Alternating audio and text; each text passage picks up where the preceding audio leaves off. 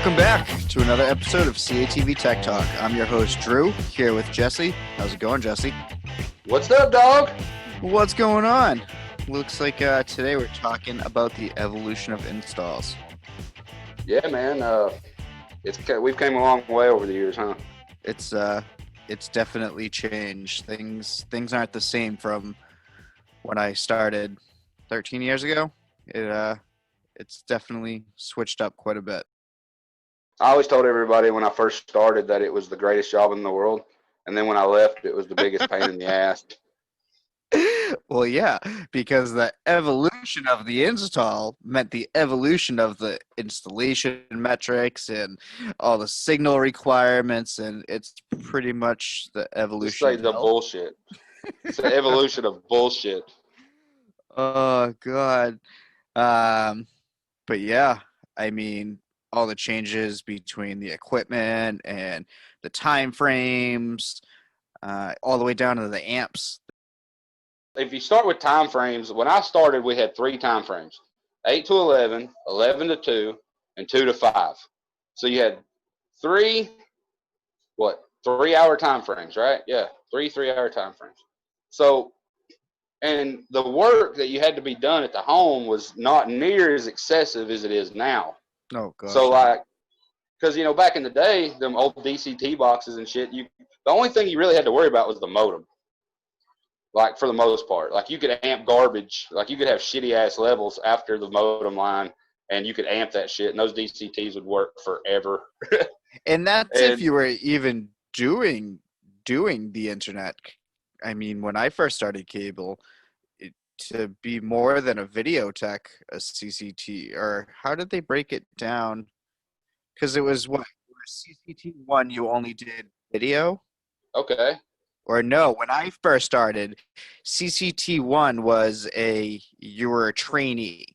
And then once you could get certified to install cable, you became a CCT2, oh my God, a CCT2 video tech installer.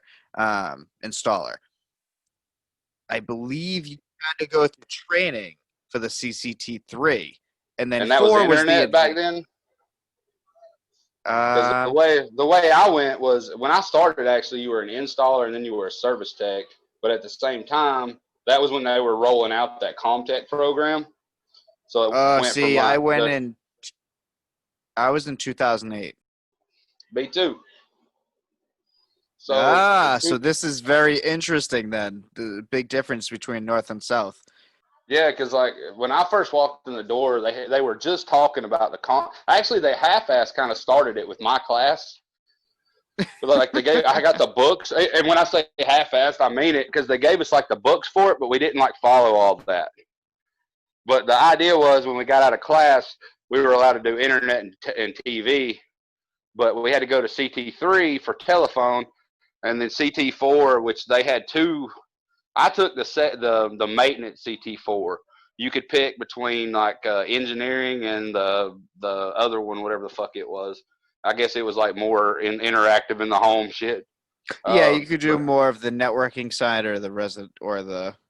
I took the engineering one, and I failed the test twice before I passed it because it was a bunch of dumb shit. But I ended up passing. But no, the point I was making with that was the time frames were 3-hour time frames. So in 2008, when you did we'll just go 2009. 2009, you're doing an install. You were still allowed to use 59 wire, right?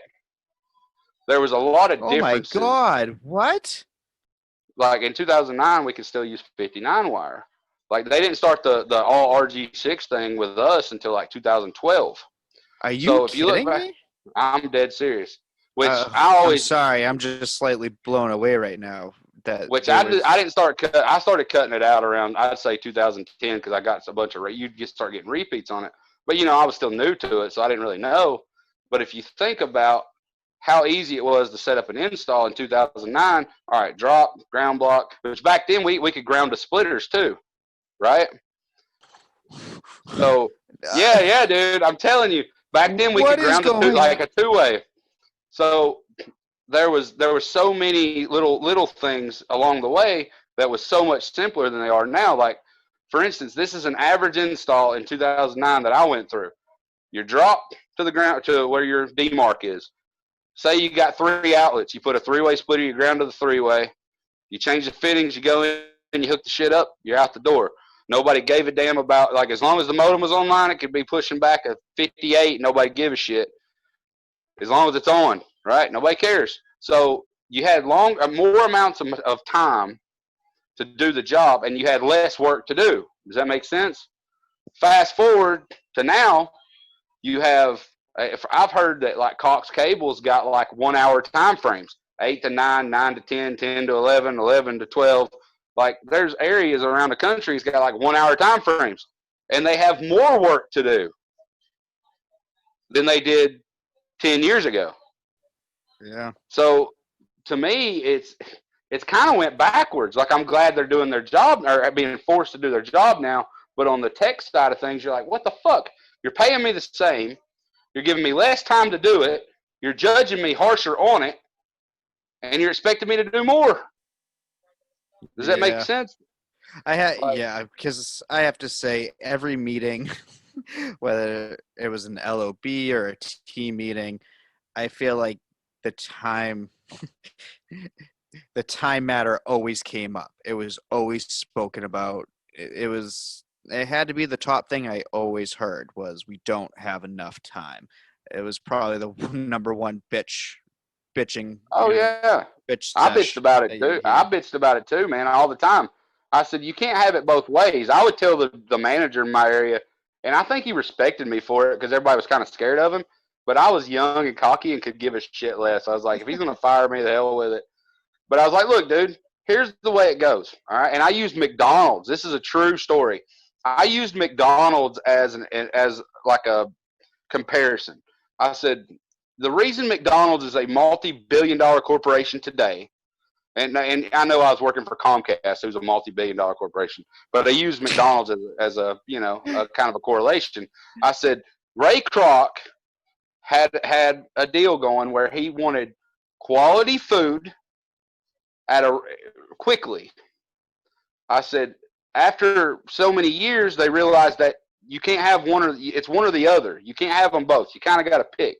So if you go to almost any McDonald's in the United States today, if they give you your shit in 5 minutes, your cheese has been on that bread for about 3 days. Your fucking fries are like not crunchy. They like fall apart, like brittle. Your soda has no carbonation to it because it's just shit. They're just handing you stuff. If it takes you 10 minutes in the line, you're going to get good food, right? So I use that as like a correlation. And I was like, guys, you can't have a good product really fast. Sometimes it takes time. And I kept arguing that point. So I finally made the decision when I was a tech that I can't do both. I can't have good repeat metrics and upstream transmit at the time. I can't have all these things and good missed appointments too. There's no fucking way. So I was like, which one do I want to fucking not worry about? So I just said, the hell with missed appointments. Like my repeat percentage would be like 1.2%. My upstream transmit was 100 the whole time we did that. But my missed appointments were like 30%. Wow. So I was like, so what I would do is I got with my boss and I told him what I was going to do. I said, Rick, this is what I'm going to do and how I'm going to do it. He said, well, so we don't have 3 months of the same missed metric. When you're on your 3rd month, remind me and I'll have them route you like apartments. So we worked that around, me and him, the whole time I was in the field. So I didn't get 3 in a row to get a write-up, right? But I was like, how the fuck are you going to fire me when I'm one of the best techs in your system? It's just taking me longer to do it because I'm actually doing my job. But that was around the time, like 2012, wherever they rolled out those new BRIS standards. Yep. Where, they started using the connectors with little booties on them, the little weather seals on them at the top. Do you remember those? Yep. They were like built on, and you had to have those at every tap. So now you had to go to every tap, which back then at first I didn't. But then I got to where I was like, well, if I'm going up there, this drop looks like shit. I'm just going to hang one. And I replaced a lot of shit. I probably didn't have to. But I was like, well, I got to go up here anyway. It's like 50 feet. Why not? And I started doing things a little differently, but it was taking me longer because you had to have those weather booties on every outside connector. You couldn't have it. Like my boss, he would QC us harder too. Like we couldn't have a splice anywhere outside. You couldn't have a barrel on the drop. You couldn't have a barrel for going from the ground, like out of the house box in, like say it was spliced like 4 inches down because like it had a nail in it or something. Fucking replace it. That's what he'd tell you. Replace it. So it was, and he'd fail you on it. So there was a lot more to do, and like that's when you had to start installing those Mocha ground blocks. There was a lot more you had to do. You couldn't ground the splitters anymore. You know, they were getting more and more nitpicky, but it was taking longer to do the work. Well, like I said, from 2009 to now, they're giving less time and expecting more than they did 10, 11 years ago. So it's kind of going backwards in that regard. I guess that's kind of how I look at it. What do you think? I'm still blown away that those were your standards back in 2009. Absolutely, dude. They were, yeah. The words I want to use right now, I truly can't find. I'd have to Google a couple and stick them in the side notes because, I mean, bullshit is a good first one to use. Everything that you complained about in 2012, I did right out of CU, right out of Comcast University. We always had to use Aquatite connectors, as we called it, with the rubber boots on them. That was always a requirement from the day that I started. Grounding was required off of the ground block. You could never ground off of a splitter. That wasn't an option. Splices outside, they were acceptable, but we had gel packs that we had to put over them. See, they'd give us gel packs, but we couldn't use them. Yeah, see, we used them for that or anytime we would repair an underground because we had a lot of direct bury undergrounds up this way. So obviously, if there's not a pipe going through it, it's not that easy to replace. So you splice it instead of trying to replace the entire thing, at least to get them up in the meantime, depending on how bad it was or where the cut was or how old the cable was. Yeah, well, I mean, there's special circumstances to that where like you know, like for instance, like I remember, I might have told you this before, and it'll kind of make you laugh. I ran a trouble call. I know we're talking about installs, but I ran a trouble call one time that had just been installed. Right, a contractor had installed it, and he did a really good job. Right, like I didn't think I'd have to do anything out there. Well, I pulled the drop off the 4-way that was in the box, and I was checking levels, and I had like -5 at the ground block, and I'm like, what the fuck? It was like on, you know, I was like, what the fuck's going on? So then I went to the tap, and I had 22 dB at the tap, and the tap's like maybe 70 feet across the street. So I'm like, well, this fucking drop's bad. But then I was looking for the flower pot, and I could not find it. I looked everywhere in that yard, and there was nowhere to be found. So then I'm calling around. We used to call them flower pots, where your splice point in the yard.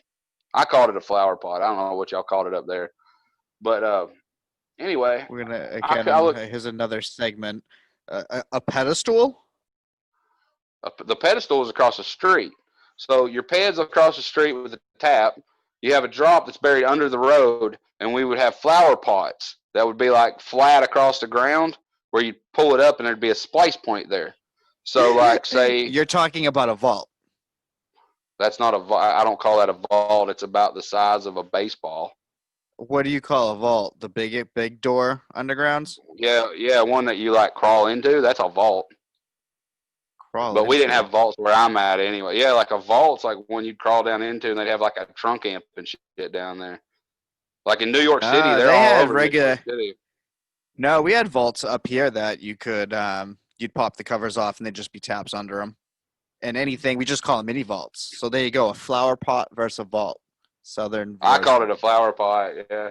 But yeah, man, I couldn't find that thing anywhere. Fuck's the daisies, man. I can't find the daisies on the plant map. It was a bitch, dude. I was calling everywhere. I was like, man, I need a locator because I was trying to find where that splice. I knew it was spliced somewhere under the ground. Well, nobody could get me one. We couldn't pull one under the ground right then and there because, you know, I don't have the tools to do that.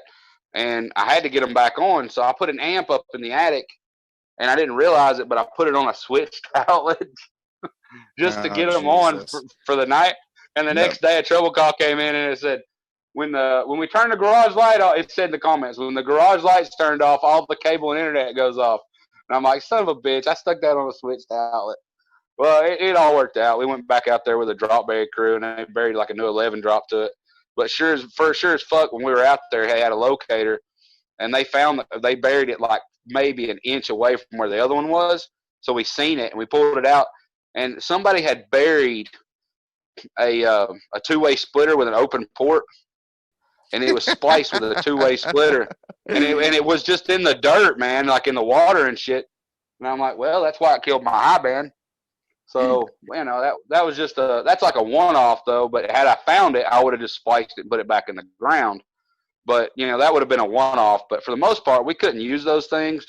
And like the weather booties you were talking about, like we didn't get those those connectors with the little booties on them until like 3 years after I got there. We had to put like manual little for outside splitters. Yeah, those ones that slide down. The little rubber booties that you'd put on first. Yeah, like I would sit there and just put them on a bunch of shit in the morning while I was like, getting ready to go, so I didn't have to fuck with it when I got the jobs. See, and I remember first couple of poles ever being on, taking the fitting off and seeing that booty that you're talking about, but then trying to sit there with the razor knife to cut it to be able to put the watertight one up with the boot on it, because you couldn't put two boots because it wouldn't fit. I would take my side cutters and just pinch it and like rip it off. No, well, see, I wasn't that skilled at it because I really didn't have to deal with them. Yeah, that was how it was down here, and like a big thing was like you had to use CommScope everything. Like I failed a QC one time when I was like a year into the field. We had to we went to downtown Chattanooga in Tennessee over there. There's like this big high-rise building, and it's like right behind this great big gym, but it's like in the upper class kind of area. Like the apartments over there cost you like $3,000 a month, and they're like one bedroom. They're tiny as hell, but they're like right next to the river and all that shit. Well, I had I had an install in there. That's what it was. I had a modem and a box. I mean, that can't be too hard. Well, I went to the basement. All the cable was in the basement. The biggest fucking apartment box I'd ever seen in my life. It was like, dude, I'm not kidding you when I say this. It had to be 6 feet high. And it had about 6,000 fucking lines in it, and not one of them was tagged. Oh, you're talking about a lockbox. Like an apartment box. So like, them apartment boxes is usually on the outside of the building. Well, we had one on the inside of the building that was mounted to like a concrete wall. The damn thing was like, it's the biggest one I ever seen. The only time I seen one that big. And it had like 6,000 lines in it. And I put my toner on it, and I was like, I'm going to go for broke here. And as soon as I walked downstairs, I walked in the door of the room, and I accidentally hit the button on my toner. The whole fucking box toned out. Yeah, because they were. And I knew I was fucked. And I was like, and we were pushing that metric. That's when they first started that upstream transmit metric, right? Yep. I needed a coupler. I needed a DC. I was like, I need like a DC. I can make this box work, but I got to get my modem, because if I put it was pushing back like 48. So I had to be under 51. If I put a two-way on it, I'll be over. So I'm like, I need the coupler. I dug through my truck. I was throwing shit in the parking lot. They had just taken them away from us with that British standard bullshit, and I never got any more, which they didn't give us a lot anyway, but I didn't get any more. And I'm like, motherfucker, what do I do? So you know what I did? I had my boss's company credit card. I went to Ace Hardware and bought one. Oh, my God. And I never thought that anybody would fucking see it, right? It's inside this guy's apartment. Well, it just so happened that around this time, our sales guys were going around behind us and taking pictures of the install that they had sold, right? Like if it was clean or if everybody was happy, or whatever, right? And fucking Rick threw that shit in my face, and he's like, "Where did you get this gold ass coupler?" I was like, "What was my upstream transmit number this month, bitch?" and I told him, I was like, "Dude, I had Sean's credit card." I was like, "I needed one, so I went and bought it at Ace Hardware." He goes, "Why the fuck did you do that?" I said, "Okay. Are you going to disconnect 6,000 lines with 5 jobs left, or are you going to fucking find a way?" And he just kind of looked at me. Shit. Yeah, that was like a one-off fucked up situation too. But yeah, if I remember right, that thing pushed back like 50.5. So I was like a half dB under, but I barely made it work. Jesus. No, I mean, I feel like I try to get it so every job come in, hit a two-way splitter, one going to the modem, one going to a drop amp, and hitting either that six-way or that eight-way and feeding the rest of the house. That's what I try to stick with, long as there was no ingress, keep in mind. That was back in the day, though, because as amps moved forward, because as amps moved forward, eventually they brought out those Unity gain amps, which are a very cool thing. But yeah, if you have any ingress on it, it just amplifies noise. Yeah. So like system techs were high passing the shit out of stuff, man. Whenever we first got them, like I never got in trouble for it, but a lot of guys were real lazy I worked with, and they would just throw them things on there to get it to pass and get the fuck out of there. And somebody they would turn them in as like SROs to be rewired because they're fucking pumping noise into the plant. Yeah. I mean, I'd like to put them everywhere, and I just liked it because of the Unity split. And where I worked, I don't feel like levels coming out of the – what was your average levels coming out of the tap where you worked? All right, we'll just say like a 23 tap, all right, because we still had 23 taps. What was the highest value you had in your system? Do you know? I want to say it. Oh, man, I'm 20. I know they were trying to get rid of 23s and just have 20s. Now, we had 20 I think it was the same with us as well. I think they were trying to do the same thing. See, I wasn't so much on the plant side, so I didn't see a whole lot of what they were doing on that. But we would always turn over like 23 taps, but they would never replace them because the system was built to a specific specification. Yeah. And, whenever they started that upstream transmit bullshit, it was all about we need 40, no more than 40 out of every tap. Well, how the design of the plant was, it wasn't, the best you're going to get out of most 23 taps is like 44, how it was set up, right? Yeah. So your return's like a 44. You'd have like 17 over 10. So like your low band be like 10 dB and your high band be like 17. That makes about sense, I guess. Yeah, so I'd say that's about where we were too. But certain towns with the older systems that, when Comcast bought them over and they didn't replace all of them, that really wasn't so much the case, unfortunately. You got much, much lower signal out of the taps. I remember Tingsboro, Mass. At one point was you had to put a DC at every ground block just to be able to get that modem to go to like 49.5.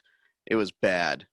Yeah, dude. Yeah, and there was a lot of situations like that anyway, all over. I think everybody dealt with that.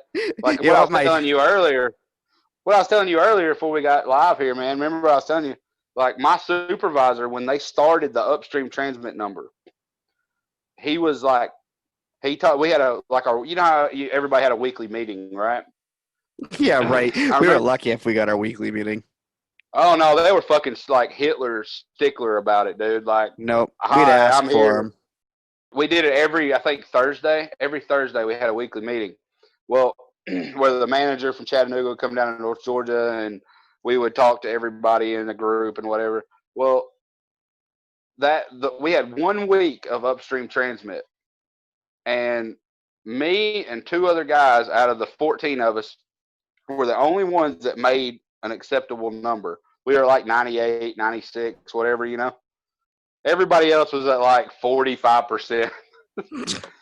And because I worked with a bunch of guys and they were all cool, but there were some of them that were just lazy as shit. But anyway, he goes up and he says, starting this week, if you have over 40 at a tap, you run a second drop. Dedicated and equal out both sides for all your equipment. Now, granted, this is right when X1 came out. You remember that, right? Yeah. So now they're not just reading modems; they're reading everything in the fucking house now. Well, or most of it. Yeah, all your MoCA levels. So now, but like they not at first, because they had you might have one X1 box, and a modem, and then like 2 DCTs or DTAs. But for the Yeah, most yeah. part, it's reading just about everything. So the idea behind it was, if they come and pick up more equipment, it should work. Well, nobody knew nothing about Mocha at that point either, really, right? They just Mm, knew we had to put them on there. Well, it has to be on one drop to work in one network, right? yep. So then we did all that shit for like months and months and months because none of us knew any better. Then we started getting trouble calls because people would go and do self installs for additional X1 boxes, but they weren't talking to the main one because they were on a different drop. Yeah, yep. Yep. So we kind of fucked ourselves and worked our ass off in the meantime. But motherfucker, we made that upstream transmit. uh, it was when X1 came out, I don't want to say it was a huge struggle because again, they shoved that breast down our throat so much, but even when they did come out with X1, that's exactly what they said. They were like, "Well, we told you to do it from the beginning. If you've done it this whole time, X1 wouldn't be such a terrible product to be using, or to be installing, not using." Um, Well, there was nothing in our BRIS standards that said you couldn't run an additional drop. It Yeah, didn't see, tell not us. us. We were only supposed to have one unless it was a different line of service. If they had like a Like a work from business home, account or yeah, something. like a business account, or if they had the dedicated line for the internet for their work, we'd Well, have to those this day, too. man, all around here in my area, there's houses that have disconnected second drops feeding their house all over the fucking place. No, not up And here. If you have a second disconnected drop, it's because the asshole that had to replace the drop because it was bad just never took the old one down. yeah, that's some lazy bullshit. But I mean, from installing from when I started, it didn't really much change towards the end because I felt I was always one of those techs where instead of sitting there trying to reverse engineer the entire thing, it just made more sense for me to just start replacing everything. Um, And I agree with that. And that's the thing, though. Installs are meant to be installed, right? That's yes. my thought. Yep. And I was a big stickler for that too. Like, I don't ever want anybody to come back to this house unless it's absolutely necessary. Because we Yeah. got 9,000 other ones that we're gonna have to fuck with. So let's just fix this one. So I would hang a new drop, new house box, new ground. I'd run the outlets in the house. The Yep. odds of a repeat's pretty small. Exactly. And that was my big thing with it too, is it just kept people off your back and you have the time. Why not use it? You know, installs, don't get me wrong, as time has gone on, they expect more and the number continues to get smaller and smaller, but it was an easy way to make sure that you didn't get a repeat. It was guaranteed numbers. And so to me, it was, if you have that extra time and it's a guarantee, why not do it? You don't get all that time on trouble calls that you do with installs. So Well, to what's me, like, bad it is when you was a get a trouble no-brainer. call. When you get a trouble call that essentially turns into an install, that's something else that always fucked us too. Like, Yeah. you remember the self install bullshit, the fad they started out with the self installs, where I remember, like, I would always get like special projects and shit. Yep. Um, I guess because they knew I'd do the work. I don't know. I always had good numbers, and they would like trust me with special stuff. So, like, for instance, like one time we went and rewired an entire apartment complex. It took us like 6 months. I was out of production for 6 months of the time I was a tech. I didn't get a job at all. Me and Jesus Christ, how many apartments? there was five or six quadplex. They were quadplexes. They each had 6 outlets in them. So we were to run all brand new, like as people were moving in, like if they were moving in, we would go in before they moved in. If they were already there, we would set it up with the landlord and they would set it up with the tenant.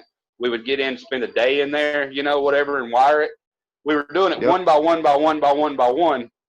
And it was like 5 or 6 months, dude. And we would run a dedicated drop to each one. We mounted new apartment boxes on each one. And we were running like a dedicated outlet to the attics to each one. So it would run like a drop to a ground block. We would ground them individually because they had 4 different power meters on the back. So, 4 different number 6s you could ground to. So it was essentially like a home. but then you'd run an outlet from there up into the attic, and it would hit a like, you know, we were putting them on 8-ways at the time, right? I'm sure it's been changed 1,000 times since, but with that being said, we did that for like 6 months because we had so many problems and trouble calls out of these buildings, right?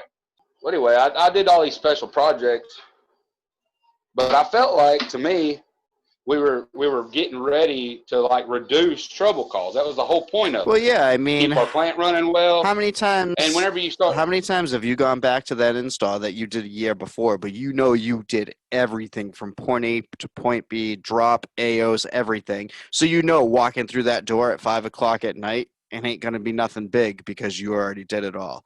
So it goes both ways.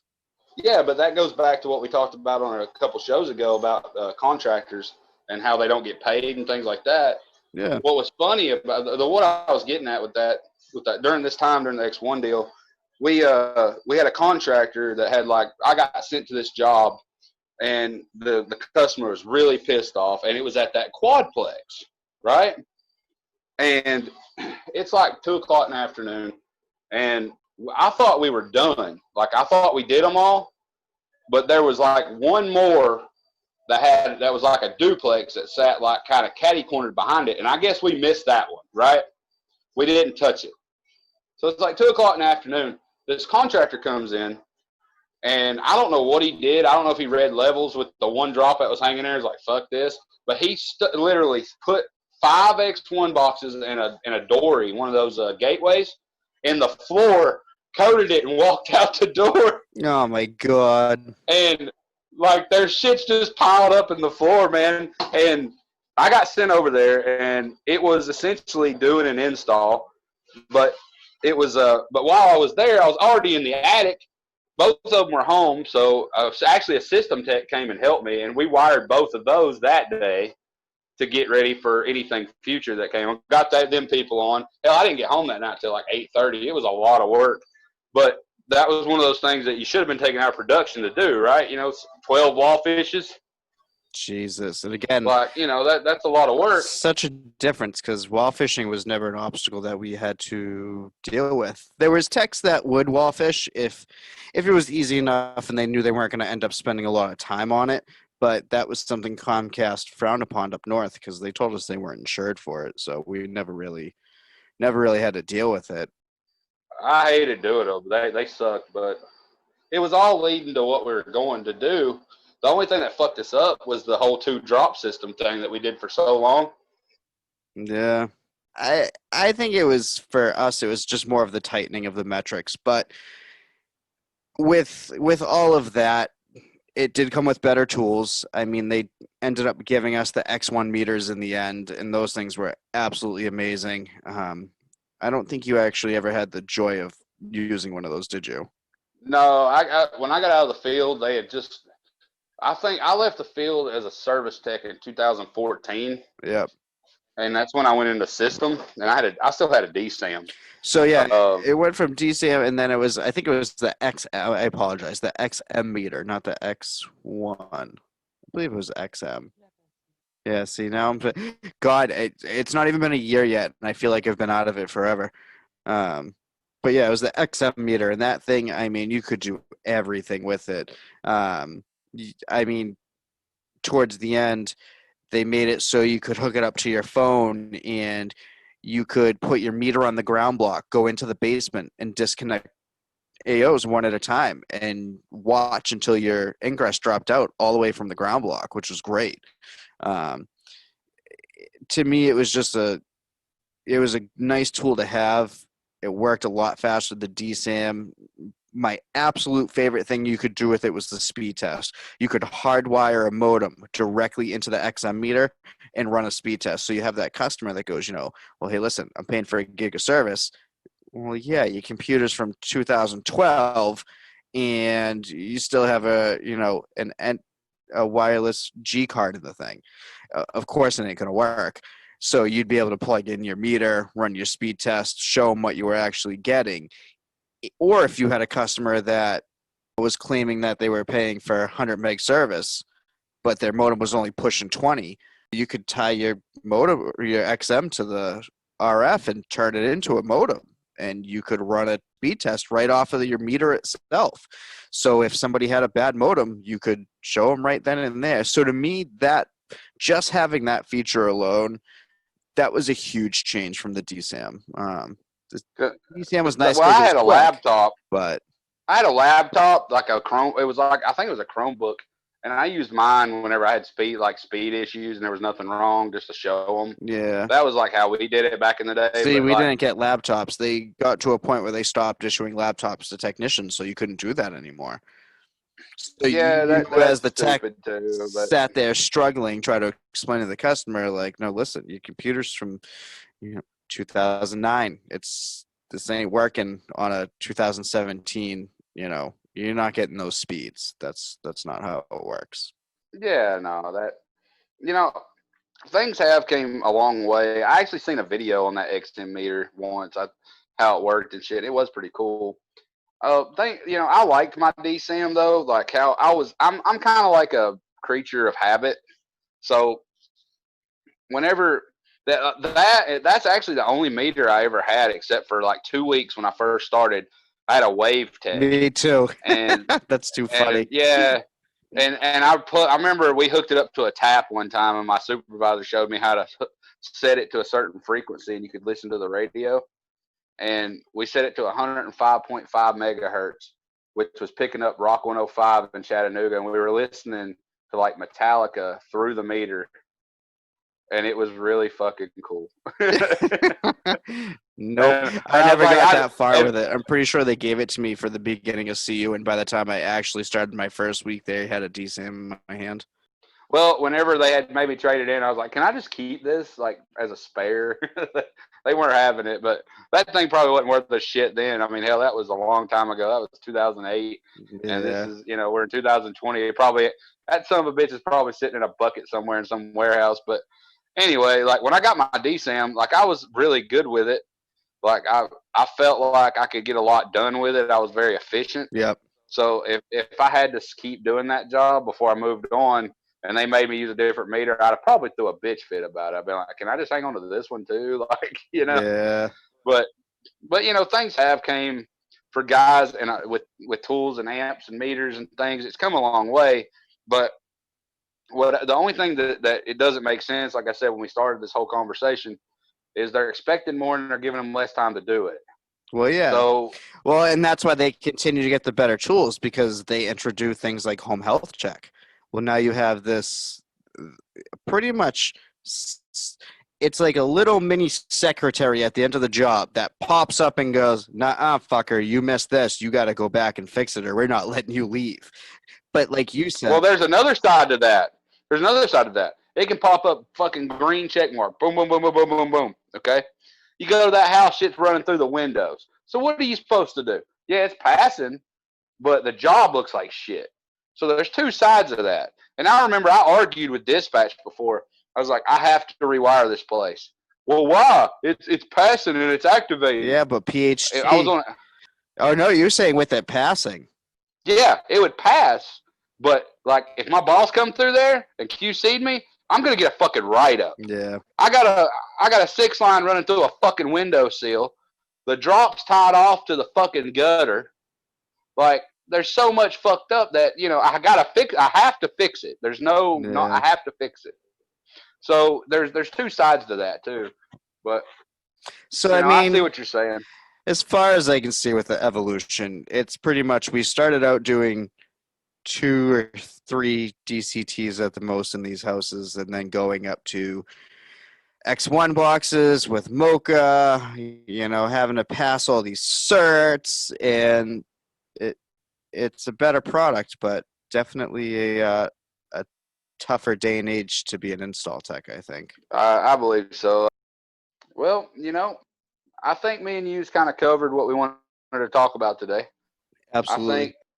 I think we've definitely determined, from 2000, when we get into the industry, early, late 2000s, I guess you'd call it, 2008. Yeah, it was in 2008. That there was one way you did things. You had more time to do it. You had less expectations. Fast forward, you got more to do, less time to do it, and more expectations. Yep. So that's essentially the bottom line of the evolution of installations. So, all right, guys. Thanks again for joining us for CATV Tech Talk. I'm Drew, your host. That's Jesse, and we'll catch y'all later. Peace. See ya.